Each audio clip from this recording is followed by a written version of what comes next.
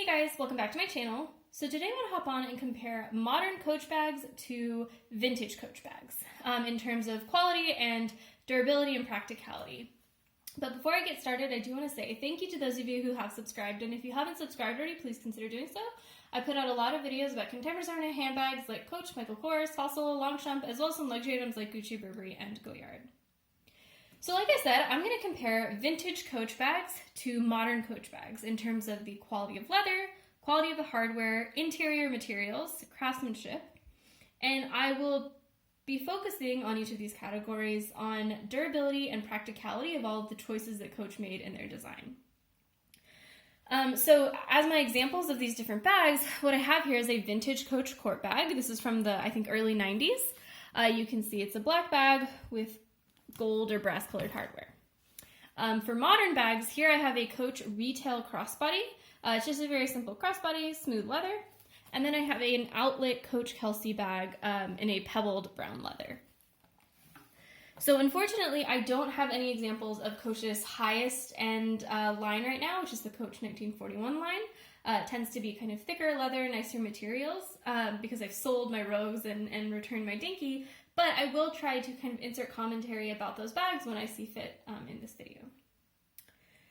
So starting with the quality of leather, just starting with the Coach vintage bag, you can see that this leather is thick and beautiful.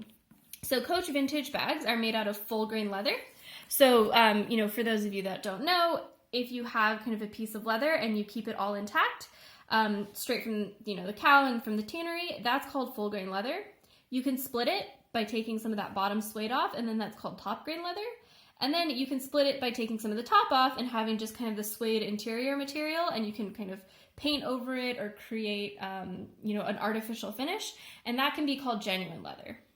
So genuine leather can include anything from full grain, top grain, all the way to this kind of painted leather contraption.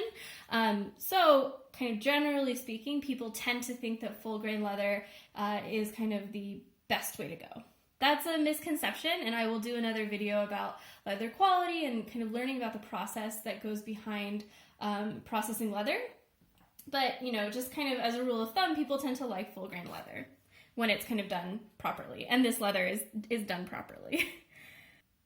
Compare that to modern bags. So this retail bag, and the outlet bag as well, their leather is pretty thin. So this is definitely not full grain leather. Like, I can fold this in half, right? Like, it's pretty thin. It could be top grain leather, like a very thin strip of top grain leather, or it could be genuine, leather that has some paint on it, or it could even be bonded leather. There's nothing on this bag, nothing in the tags that say this is genuine leather. So this could be bonded leather, which is a leather that has been taken from scraps of leather. They've been kind of blended up, and then they are glued together using polyurethane or something like that. And that's, that can be a pretty low quality processed product. And Coach does use bonded leather in some of their products. For example, today you can go onto their website and see a bonded leather jacket. So, I don't know if this is genuine leather, top grain leather, bonded leather, but it certainly doesn't feel as thick and as nice as this vintage Coach bag. Another thing you can notice is that the vintage leather is just definitely more processed. The modern leather is much more processed. You can see if you bring it up close, it's really, really shiny.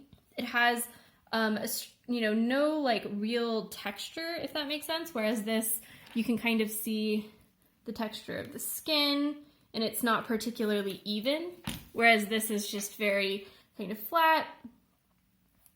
And like I said, very shiny. So it could be, painted over, who knows?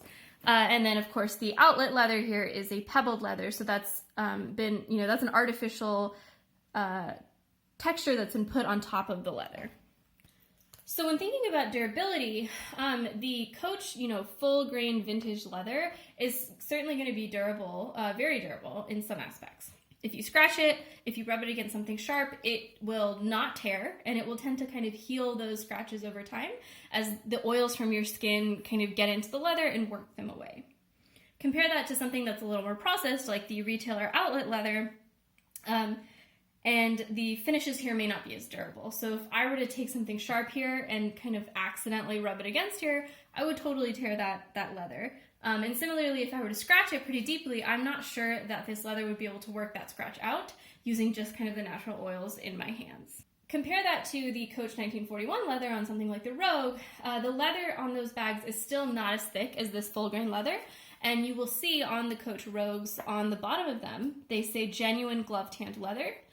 So they don't make any claims about being full grain leather. They don't actually make any claims about being top grain leather either. So I don't actually know what the Rogues are made out of, but it certainly is not as nice and as thick as the vintage Coach bags.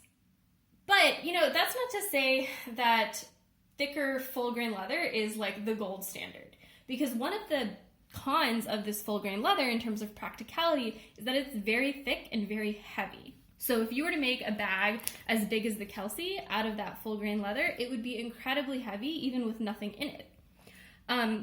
Not to mention that the full grain leather, when it does get wet, it does get marks on it. They tend to dry and it's fine, but this like highly processed, very coated leather, when you take it out in the rain, it's totally fine. It doesn't mark at all. It looks perfectly fine. So in that regard, I think, you know, the modern materials of the modern Coach bags tend to win me over. They're lighter, they're more practical, they're, you know, they're more weather resistant in some sense. So I tend to feel more comfortable carrying these bags out than I do this bag when I'm worried about things like weather conditions. Moving on to the quality of the hardware, the Coach vintage bags have brass hardware on them. You can see the brass hardware here. It's very yellow. Let me turn off my light so you can see it a little better. Very yellow. You can see a little bit of black markings in there. That's just where the brass tends to, I guess, oxidize. I'm not sure, but it tends to get tarnished. Here you can see the brass hardware. It's beautiful hardware, very hefty, feels very high quality. You can see that tarnish really well on the chain to the hang tag. Compare that to the modern bags where the hardware is all some kind of gold colored metal. It is not brass. If you were to try to take, you know, Brasso to this metal and try to rub at it, you would probably ruin this this hardware. So it's some kind of gold colored hardware. In terms of durability, real brass hardware will be somewhat more durable because you can, you know, even if it tarnishes or even if you kind of get a scratch at it, you can take Brasso to it, which is a product to clean brass, and you can shine it to make it look kind of good as new. It doesn't rust, but you know, you will have that tarnishing that requires kind of constant maintenance in terms of having Brasso to shine it up. Compare that to the retail or modern Coach gold colored metal. You know, this can't be maintained with those kinds of products. And if it gets scratched, it could chip away the gold color and reveal silver color underneath, which is kind of a common problem with more modern Louis Vuitton bags, actually. But if you go to look on something like the Purse Forum, there's actually much fewer complaints about that kind of chipping on Coach gold hardware than on Louis Vuitton gold hardware. So I'm not sure if Coach does something different to make sure that you don't have that chipping issue with this hardware. However, I will say that if you look closely at some of the hardware on my Kelsey, for example, on the zipper here, you can start to see that it is losing a bit of its gold color. And it's kind of scratched and just generally looks kind of beat up. And you can see some similar loss in color back here on this strap. I don't know if you're going to be able to see that because it is kind of close up, but you can see that some of that shiny gold is gone and now it's kind of a rougher, darker colored metal. It's not fully silver, but it's not as shiny and beautiful as it once was. So in terms of durability, I would say that the vintage Coach brass hardware wins because you can always maintain it. But like I said, the brass hardware is heavy and it's hefty. So kind of similar along the lines of having full grain leather versus something that's a little thinner. I do think having the lighter hardware made out of, you know, whatever metal this is made out of is a little bit more practical because it's less heavy. It's also more practical because it doesn't require the constant maintenance that brass requires. So it won't tarnish like the brass hardware will tarnish, so you don't have to constantly be worrying about pulling out your Brasso. Moving on to the quality of the interior. So the interior of the vintage Coach bag is just the underside of that leather. It's kind of a suede-like material. It's natural, just a natural part of the leather. Compare that to the interior of the more modern Coach bags, and you have that kind of polyester or nylon interior with the lining and some pockets and stuff like that. So here, in terms of durability, again, the vintage Coach bag will win. The interior of the vintage Coach bag is just a very thick leather, right? Because it's just attached to what the bag is actually made out of. But there's a lot of cons to this interior. For example, the bottom part of that leather inside the bag, it can mold in a very humid environment. Also, just generally, because it's suede, it's pretty hard to clean inside that bag. Like if you get lint in there or if you drop some crumbs or something in there, it can be really hard to clean that out. Compare that to the modern, like polyester fabric kind of interior. So that's easier to clean because you can kind of just rub some Tide on it or something like that, and you can add whatever organization you want in terms of pockets and stuff. But it can tear. Like if you put something sharp in there, you could totally tear the interior, and then you've kind of ruined the interior of your bag.